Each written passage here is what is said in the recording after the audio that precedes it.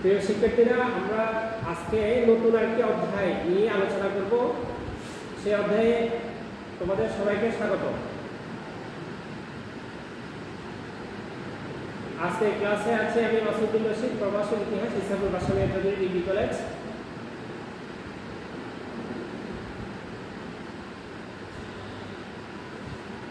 আজকে তোমাদের দ্বাদশ শ্রেণীর সপ্তম অধ্যায়, যেটা হচ্ছে স্নায়ুযুদ্ধ, পুঁজিবাদ ও সমাজতান্ত্রিক বিশ্বের দ্বন্দ্ব। পুঁজিবাদ ও সমাজতান্ত্রিক বিশ্বের দ্বন্দ্ব, যেটা হচ্ছে স্নায়ুযুদ্ধ বলা হয়। যেটাকে তোমরা এখানে নিশ্চয়ই একটা ছবি দেখতে পাচ্ছ। এখানে দুটা রাষ্ট্রের ছবি দেখানো হয়েছে, বোঝানো হয়েছে। একটা হচ্ছে মার্কিন যুক্তরাষ্ট্র, আর একটা হচ্ছে রাশিয়া। ঠিক আছে, যে এদের মধ্যে দেখো দ্বন্দ্ব একটা ভাব, কিন্তু দ্বন্দ্ব ভাব হাতের যে একটা পজিশন পোজ দেখাচ্ছে, এই মানে হচ্ছে কি তাদের মধ্যে মনে হয় মানে দ্বন্দ্ব হচ্ছে, কিন্তু সেটা কিন্তু কি ওই ধরনের আঘাতে রূপান্তরিত হচ্ছে না। ঠিক আছে, এই জিনিসটা বোঝানো হচ্ছে এই ছবিতে। তাহলে দুটি, একটা হচ্ছে মার্কিন যুক্তরাষ্ট্র, আর একটা হচ্ছে কি রাশিয়া। তাহলে প্রিয় শিক্ষার্থীরা, আজকের আমাদের আলোচ্য বিষয় হচ্ছে স্নায়ুযুদ্ধ। আজকের আলোচ্য বিষয় কি? স্নায়ুযুদ্ধ। দেখো, আজকের এই অধ্যায়ে আলোচনার মাধ্যমে তোমরা যে জিনিসগুলো বলতে পারবে সেটা হচ্ছে স্নায়ুযুদ্ধ কি তা বলতে পারবে। স্নায়ুযুদ্ধ কি এই জিনিসটা বলতে পারবে।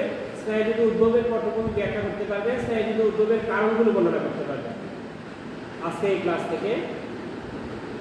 তাহলে দেখো, স্নায়ুযুদ্ধের একটা ধারণা আমরা নিই, তোমরা মনোযোগ সহকারে দেখো। সেটা হচ্ছে স্নায়ুযুদ্ধ অর্থ সরাসরি কোনো সংঘর্ষ বা যুদ্ধ নয়।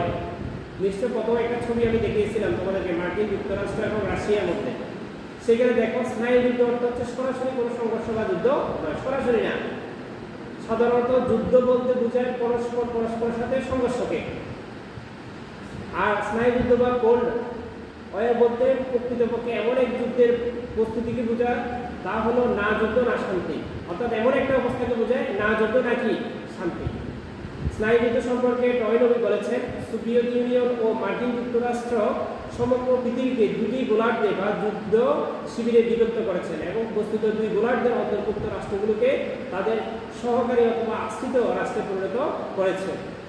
সুতরাং স্নায়ুযুদ্ধ বা ঠান্ডা লড়াই, কোল্ড লড়াই হলো এমন এক অবস্থা যা সরাসরি যুদ্ধ না জড়িয়ে কূটনৈতিক রাষ্ট্র জোট গঠনে দুটি শিবিরে প্রতিদ্বন্দ্বী পরিবেশ বিরাজ করা। অর্থাৎ এমন একটা অবস্থা, তারা সরাসরি যুদ্ধে জড়িয়ে পড়ছে না, কিন্তু তারা দুইটা শিবিরে, দুইটা বলয়ে তারা বিভক্ত হয়ে আছে। ঠিক আছে, এই জিনিসগুলো কূটনৈতিকভাবে এবং রাষ্ট্রীয় জোটের মাধ্যমে। মানে রাষ্ট্রীয় জোট কি? বিশ্বের কয়েকটি রাষ্ট্র নিয়ে তাদের ধারণা, তাদের অর্থাৎ মতামত, তাদের এর সাথে মতবাদের মধ্যে মিল রয়েছে এমন রাষ্ট্রগুলোর মধ্যে তাদের কি হচ্ছে জোট হয়। তো এই ধরনের দুইটা জোট, একটা হচ্ছে পুঁজিবাদের পক্ষে, আরেকটা হচ্ছে সমাজতান্ত্রিক পক্ষে। একটা হচ্ছে মার্কিন যুক্তরাষ্ট্রের পক্ষ, আরেকটা হচ্ছে রাশিয়ার পক্ষে। তাহলে একক কাজ স্নায়ুযুদ্ধ বলতে কি বোঝায়? আশা করি যে আলোচনা করেছে সেখান থেকে তোমরা বুঝতে পেরেছো। তোমাদের 3 মিনিট সময় দেওয়া হবে, তোমাদের খাতায় এটা লিখতে হবে। এরপরে দেখো, স্নায়ুযুদ্ধের উদ্ভবের পটভূমি। এই যে স্নায়ুযুদ্ধ, এটা কিভাবে উদ্ভব হয়েছে? স্নায়ুযুদ্ধ ঠিক কোন সময় শুরু হয়েছে সে বিষয়ে কি রাজনীতিবিদগণ একমত নন। প্রকৃতপক্ষে যা বোঝা যায় তাতে মনে হয় রাশিয়ার বলশেভিক বিপ্লবের পর স্নায়ুযুদ্ধের সূত্রপাত হয়, কিন্তু তাও অস্পষ্ট, কারণ দ্বিতীয় বিশ্বযুদ্ধের পর থেকে স্নায়ুযুদ্ধ বাস্তবে রূপ পরিগ্রহ করে। তবে মার্কিন যুক্তরাষ্ট্রের পর্যালোচকগণ স্নায়ুযুদ্ধের সূচনার জন্য সোভিয়েত ইউনিয়নকে দায়ী করেন। তাদের মধ্যে সোভিয়েত ইউনিয়নের সম্প্রসারণবাদী আগ্রাসনকে প্রতিহত করতে গিয়ে স্নায়ুযুদ্ধের সূচনা হয়।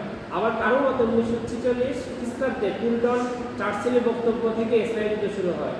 এই প্রসঙ্গে মার্কিন কূটনীতিক চার্লস রোলস বলেন, স্নায়ুযুদ্ধের ঘটনাকে কোনো একটি নির্দিষ্ট ঘটনা অবস্থানের মধ্যে চিহ্নিত করা যায় না। জোড়াই কাজ।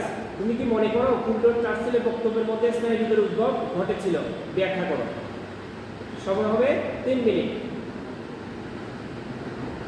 এরপরে দেখো, স্নায়ুযুদ্ধের উদ্ভবের কারণ। স্নায়ুযুদ্ধের মূল কারণ মার্কিন যুক্তরাষ্ট্র, সোভিয়েত ইউনিয়ন অর্থাৎ যেটাকে রাশিয়া, বর্তমান রাশিয়া বলা হয়, বিরোধী অবিশ্বাস ও বিরোধী অবিশ্বাস ও আদর্শগত দ্বন্দ্ব হলে কতিপয় বাস্তব সমস্যা এসে ইন্ধন যোগায়। নিম্নে এই সম্পর্কে আলোচনা করা হলো।